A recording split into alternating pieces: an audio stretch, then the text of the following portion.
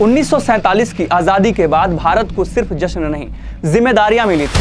टूटी सड़कें, रुका हुआ व्यापार और एक सवाल, क्या भारत अपने दम पर आगे बढ़ पाएगा? आज जो ट्रक लाखों किलोमीटर बिना रुके दौड़ते हैं, कभी वही सड़कें भारत के सबसे बड़े सपनों की सबसे बड़ी रुकावट थी। सिचुएशन इतनी खराब हो गई थी कि इंजीनियर्स वर्कशॉप से निकलकर रोड पर आ गए थे और ढाबे पर बैठ रहे थे, और उसके बाद सब कुछ खत्म हो जाता है।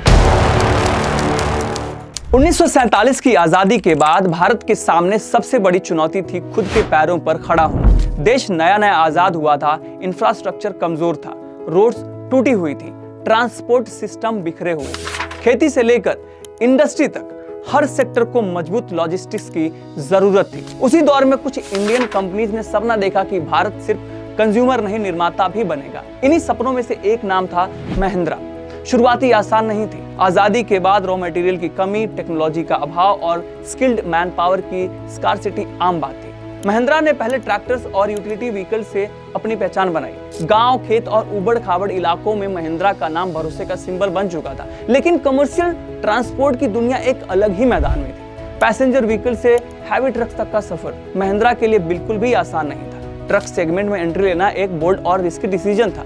उस समय मार्केट में पहले से ही टाटा मोटर्स और अशोक लेलैंड जैसे स्ट्रॉन्ग जायंट्स मौजूद थे। ट्रांसपोर्टर्स का भरोसा सालों से बना हुआ था, और ऐसे में एक नया प्लेयर आकर खुद को साबित करे, ये किसी चैलेंज से कम नहीं था। दोस्तों, मार्केट जो है वो ऑलरेडी काफी कॉम्पिटिटिव थी। लोग और ट्रांसपोर्टर्स खुले तौर पर सवाल पूछ रहे थे, महिंद्रा ट्रक बना भी पाएगी या नहीं, क्योंकि यहाँ पर ट्रस्ट और रिलायबिलिटी सबसे बड़ा चैलेंज था। हिंदुस्तान के घरों में ट्रक सिर्फ मशीन्स नहीं होते, वो रोजी रोटी का जरिया होते हैं। एक ब्रेकडाउन, एक फेलियर पूरे बिजनेस को रोक सकता था, और ये हुआ भी। शुरुआती फेज में महिंद्रा ट्रक्स को माइलेज, सर्विस और पे लोड को लेकर के क्रिटिसिज्म झेलना पड़ा। ग्राउंड रियलिटी हार्श थी, एक्सपेक्टेशंस हाई थी और मिस्टेक्स भी सामने आने लगी थी। सर्विस नेटवर्क लिमिटेड होने की वजह से ट्रक्स खड़े भी रहे, ट्रांसपोर्टर्स को नुकसान हुआ, ड्राइवर्स फ्रस्ट्रेटेड हुए और लोग बुराइयां करने लगे।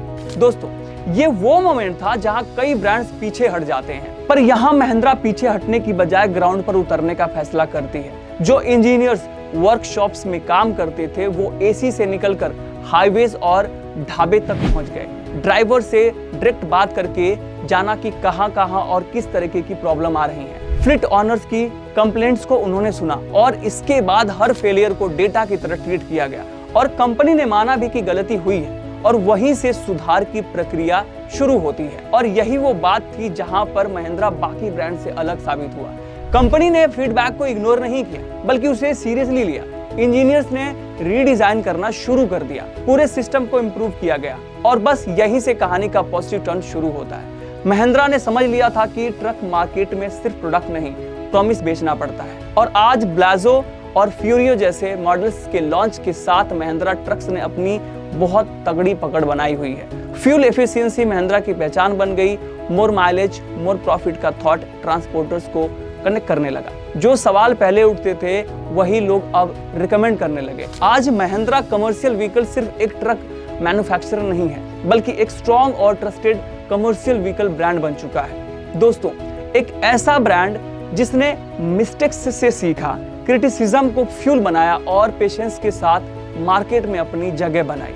महिंद्रा की ट्रक जर्नी ने सिखाया कि कंपटीशन से डरकर नहीं, बल्कि सही स्ट्रैटेजी, ऑनेस्ट फीडबैक और लंबे पेशेंस से जीत हासिल की जाती है। स्ट्रगल के बिना सक्सेस का कोई शॉर्टकट नहीं होता, और जो ब्रांड जमीन से जुड़ा रहता है, वही वक्त के साथ इतिहास बनाता है।